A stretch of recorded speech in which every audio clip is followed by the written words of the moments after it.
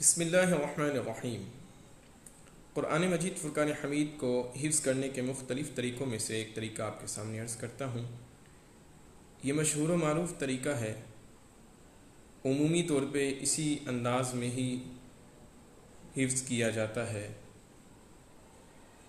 سب سے پہلے تو آپ نے یہ کرنا ہے کہ قرآن مجید کے جس حصے کو آپ نے یاد کرنا ہے، جس سورت کو یاد کرنا ہے، جس رکوع کو یاد کرنا ہے، وہ کسی قاری صاحب کو سنا دینا ہے، یا آپ نے ناظرہ اس انداز میں پڑھا ہوا ہے کہ اس میں کوئی تلفظات و مخارج کی، مدات کی، صفات وغیرہ کی مسٹیکس نہیں ہیں تو بھلے آپ نہ سنائیں۔ پھر دوسرا کام یہ ہے کہ جب آپ کی ناظرہ کی مسٹیکس جو ہے ہائی لائٹ ہو جائیں گی، وہ ختم ہو جائیں گی، اس کے بعد حفظ کا مرحلہ آتا ہے۔ اسی صورت کو آپ نے ایک ایک آیت کر کے حفظ کرنا ہے۔ یہ ایک طریقہ ہے۔ وہ کس طرح؟ ایک ہی آیت کو آپ نے دیکھ کے پڑھنا ہے، بار بار دیکھ کے پڑھتے رہنا ہے۔ وہ ہر بندے کی جو ہے حافظے کے اس کے مطابق ہے، اس کی ذہنیت کے مطابق ہے۔ اگر اس کا پختہ مائنڈ ہے تو 2-3 مرتبہ پڑھنے کے بعد بھی اسے وہ ایک حد تک زبانی یاد ہو جائے گی۔ بسا اوقات یہ ہوتا ہے کہ حافظے کی کمزوری کی وجہ سے یا مکمل فوکس نہیں ہوتا، مکمل جو ہے بندہ یاد کرنے کی طرف متوجہ نہ ہونے کی وجہ سے زیادہ مرتبہ بھی اسے تکرار کرنی پڑتی ہے، پریکٹس کرنی پڑتی ہے، اور بار بار وہ مشق کرتا رہے۔ مثال کے طور پہ سورۃ 3 پڑھتا ہے، وہ یاد کرتا ہے۔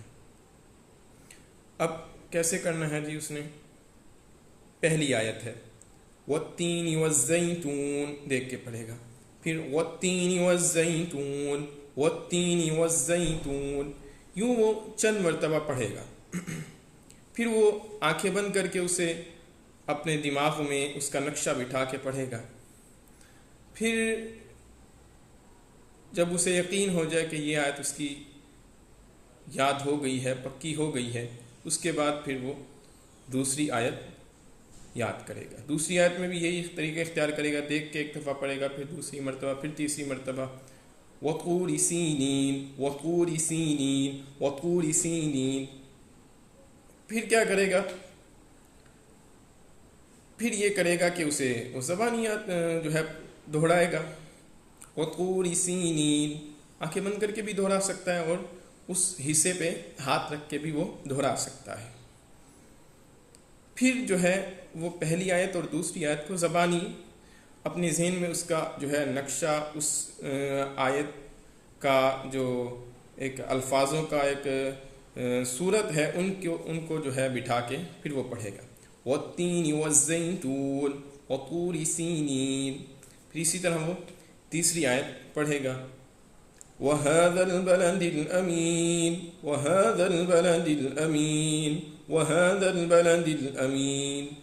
پھر وہ زبانی پڑھے گا وَهَذَا الْبَلَدِ الْأَمِينِ۔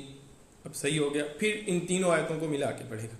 یوں وہ آخری آیت تک کرتا جائے گا، اور پھر پہلی آیت سے دوبارہ جو ہے مطلب یاد کرتا جائے گا، زبانی پڑھتا جائے گا، تو یوں انشاءاللہ الکریم اسے وہ جو صورت ہے یا وہ جو رکوع ہے وہ اچھے انداز میں اسے یاد ہو جائے گا۔